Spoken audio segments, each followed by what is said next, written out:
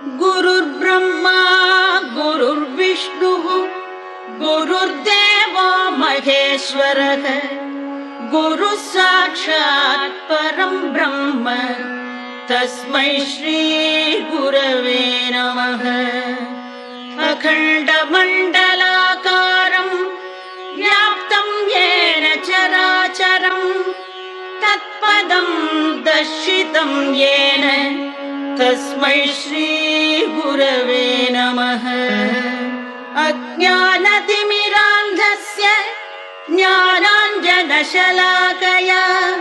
चक्षुरुन्मीलितं येन तस्मै श्री गुरवे नमः।